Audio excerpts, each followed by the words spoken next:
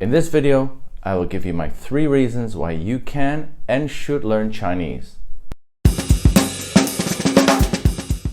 The first 2 might seem a little obvious to you, but the third one might shock you, or at least give you a mild surprise.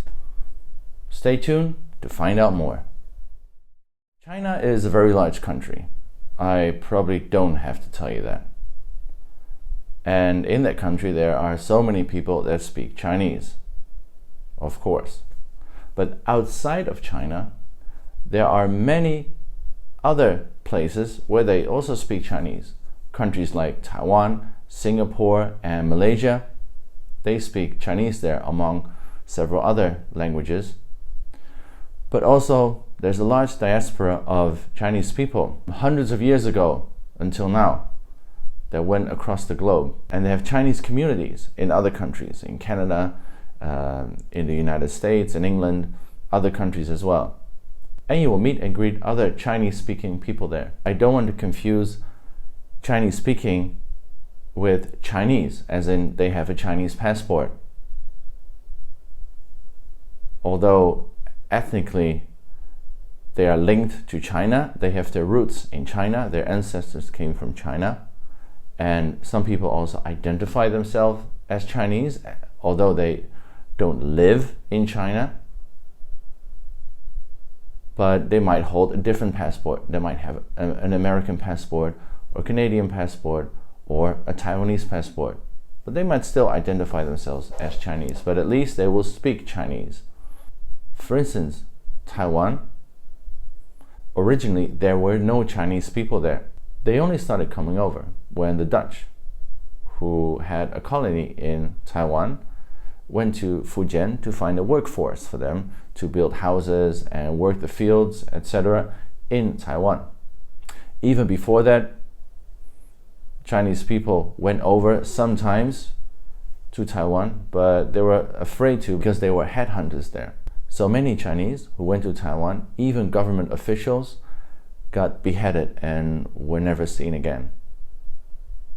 But the Dutch were the first to bring over large groups of Chinese from the Fujian province to Taiwan. And that is why Taiwanese, the other language in Taiwan, sounds very much like Fujianese. So the Fujianese culture, so the Chinese culture from Fujian, together with the Aboriginal culture, created the distinct Taiwanese culture. The point I'm trying to make is that Chinese is not only useful in China. In many places in the world, there are Chinese speakers, and interacting with them, befriending them, and growing together as human beings. Now, isn't that a wonderful thing? In today's world, you'll be hard-pressed to find any company that doesn't have dealings in Asia. And the majority of that is in China, and subsequently in Taiwan, because guess what? Many companies that have factories in China and many items that were made in China were actually made by Taiwanese companies. So at some point, you will have to deal with customers or colleagues from those countries. Now, you could say, oh, we just speak English. I know such and such that Taiwanese company or that Chinese company that speaks perfect English.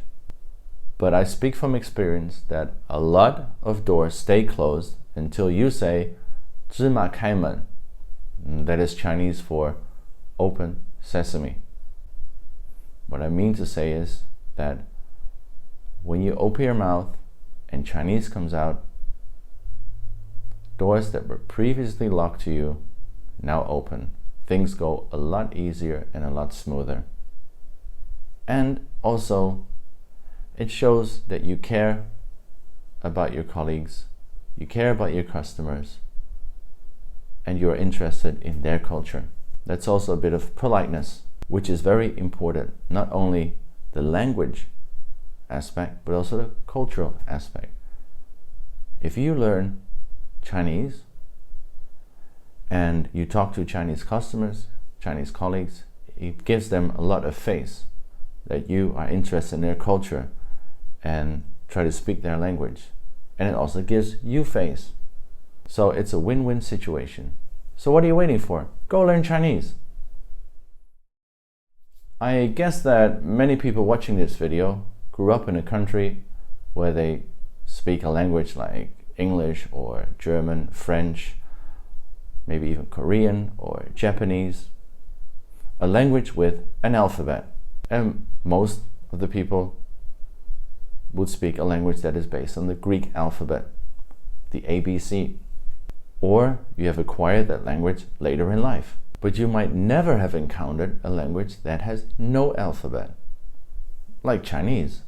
What you have is a picture. That picture has a syllable as a pronunciation, and on top of that, there's a tone to go with that syllable as well. Wow, that's a little bit different from being able to read out everything phonetically. C-A-T, k-at, cat. D-O-G, d-og, dog. Learning Chinese is a challenge. But guess what? A challenge is good for your brain, keeps it young. It opens up new pathways.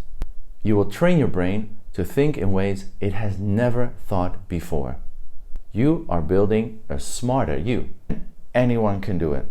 Find a teacher and start learning. Small and steady steps. Not 100 words a day. That is detrimental to your progress. You want things to stick with you and stay with you forever. And that can only be done by incremental progress over a long period of time. And it doesn't necessarily have to be 5 years or 10 years, but definitely not 100 or 200 words a day or even a week. No shortcuts. And after you have learned Chinese, or even during your studies, you will find out that other things, not just the Chinese, but other languages and other things as well, come much faster because you've opened up something in your brain. And this is perhaps the biggest advantage of them all. And I will leave you with this to ponder. You gain knowledge of Chinese and also knowledge of self. Have a great day or evening wherever you are. And with your Chinese studies and with life, 继续加油